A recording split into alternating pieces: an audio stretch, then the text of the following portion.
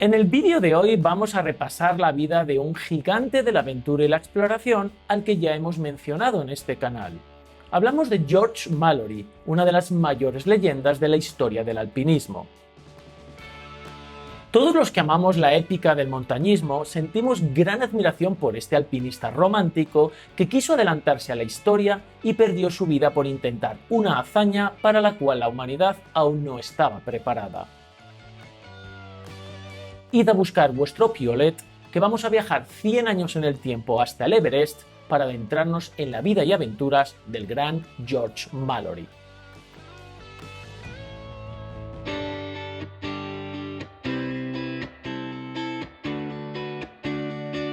George Mallory nació el 18 de junio de 1886 en Moberly, un municipio rural cerca de la ciudad inglesa de Manchester. Su espíritu aventurero viene de la infancia, ya que desde niño su familia le permitía salir a explorar la campiña donde se crió.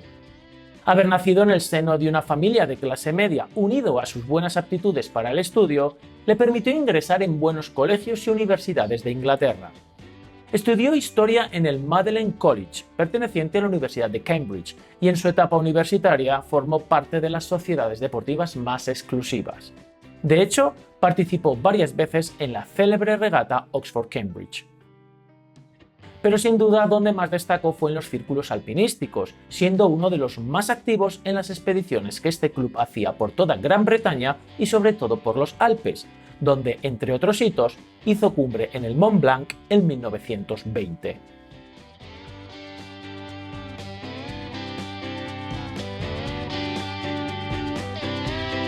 Durante la Primera Guerra Mundial, Mallory sirvió al ejército británico, demostrando capacidad para liderar grupos y enfrentarse a situaciones de peligro.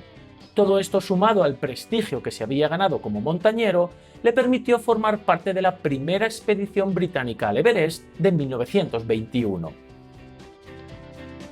Antes de ir al primer viaje al Everest, hay que entender el contexto de esta expedición.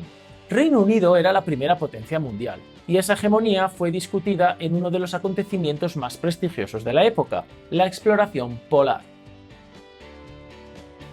Durante la primera década del siglo XX, las grandes potencias se disputaron el honor de ser las primeras en conquistar los polos terrestres. En ambas carreras, Reino Unido fue derrotada por Estados Unidos en el Polo Norte y por Noruega en la Antártida, por lo que para Gran Bretaña era cuestión de orgullo nacional conquistar la montaña más alta de la Tierra. Esta primera expedición de 1921 era exploratoria. Eran conscientes de que era imposible hacer cumbres sin conocer previamente las mejores rutas. La primera expedición la componían 8 miembros y estaba formada por alpinistas, topógrafos y geógrafos.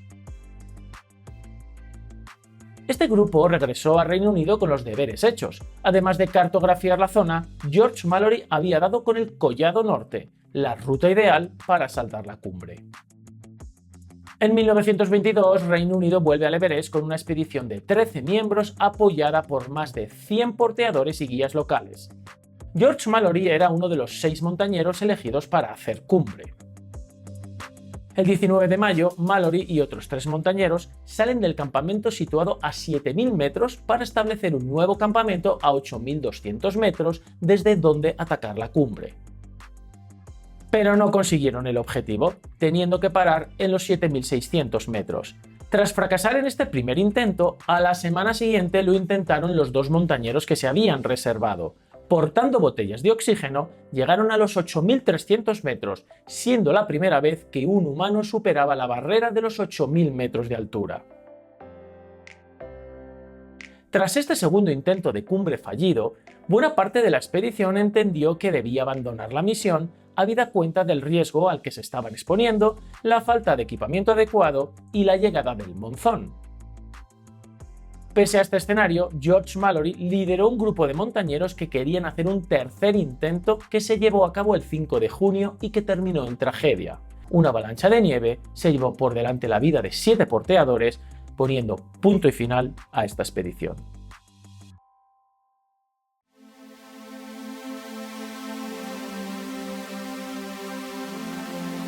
Durante 1923, George Mallory estuvo de gira por Reino Unido y Estados Unidos promocionando la próxima expedición. había conseguido despertar el interés internacional por la conquista del Everest, por lo que le llegaron bastantes patrocinios. En abril de 1924, una expedición británica de 12 miembros y más de 150 porteadores locales equiparon los campamentos desde donde se haría el definitivo ataque a la cima del mundo. George Mallory era el montañero jefe, y sobre sus hombros recaían las decisiones finales. El 1 de junio, Mallory, junto a otro montañero y un grupo de porteadores, salen del campo 4 a 7.000 metros para establecer el campo 5 a 7.700. Al día siguiente, el 2 de junio, otros dos montañeros, Norton y Somerville, parten del campo 5 para establecer el campo 6 a 8.200 metros desde donde se atacaría la cima.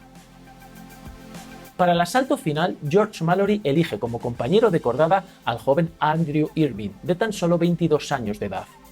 La elección de Irvine sorprendió al grupo, pero Mallory le quiso a su lado porque era el que mejor conocía el funcionamiento del equipo de oxígeno, y también porque al ser un novato no tendría jerarquía, y a la hora de tomar decisiones no quería perder el tiempo en discusiones sobre quién tenía el mando. El 8 de junio de 1924, George Mallory y Andrew Irvine salieron del campamento para hacer cumbre.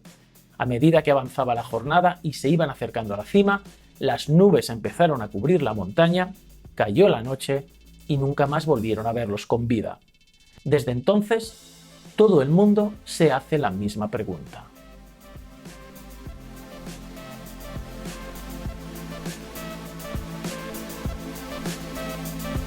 En el mundo del alpinismo hay un gran misterio.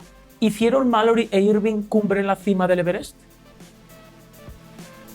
Desde que desaparecieron, se han llevado a cabo expediciones para buscar sus cuerpos y encontrar pistas que permitan resolver el misterio. En 1933, una expedición británica encontró el piolet de Irvine a 8.500 metros de altura, lo cual les sitúa como mínimo en ese punto de la montaña, pero ni rastro de sus cuerpos. Cuando Edmund Hillary hizo cima en el Everest en 1953, no encontró ningún objeto ni rastro humano en la cumbre. Y eso tiene importancia, porque Mallory manifestó que dejaría una foto de su esposa en la cumbre como testimonio de su proeza. Pero claro, aun habiendo llegado a la cima y depositado la foto, el viento y la nieve hubieran hecho desaparecer la prueba. A partir del momento que se conquistó el Everest, se pudo conocer más detalles de la montaña y analizar mejor las posibilidades de nuestros protagonistas. Nadie pone en duda que Mallory e Irvine tenían capacidad física y determinación para llegar a la cima por la ruta elegida. Pero con los conocimientos que ahora se tienen, hay bastante consenso de que, aun no siendo imposible, es muy poco probable que en esa época pudieran superar un paso de pared vertical situado a 8.700 metros con sus medios. Hoy en día, ese paso es muy difícil de superar sin la ayuda de una escalera fijada en la pared. Aparte, Irvine era muy fuerte físicamente, pero no era un escalador experimentado y tenía muchas limitaciones técnicas. Otro argumento que juega en contra de Mallory e Irvine es el tiempo. A la hora que salieron de su campo base y al ritmo de escalada, necesariamente la noche se les echó encima. En su época no había luz artificial, por lo que avanzar por la noche en un terreno ignoto a esas latitudes no era muy sensato. Aún así, los defensores de Mallory e Irvine defienden que ninguna de estas pruebas son concluyentes a la hora de demostrar que no hicieron cima. Y en medio del debate, algo pasó en 1999.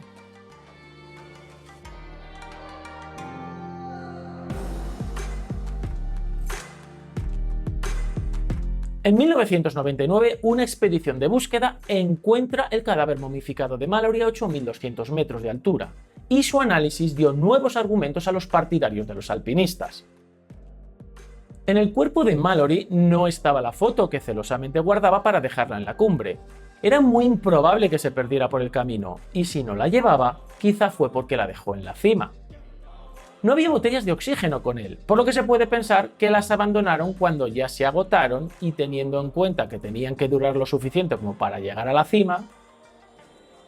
Por último, vieron que llevaban las gafas de sol guardadas en el bolso, por lo que se puede presuponer que aun siendo de noche, siguieron escalando.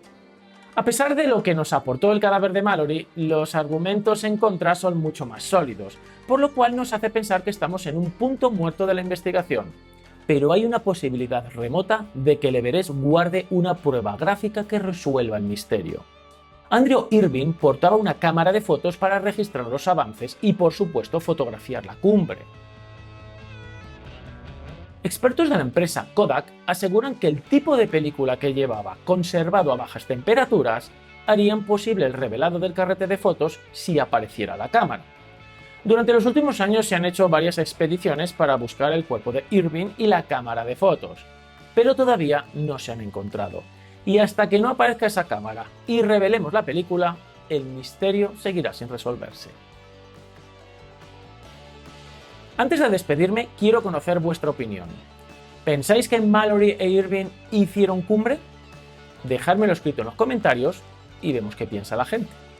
Muchas gracias por haberme aguantado, cuidaros mucho y portaros bien.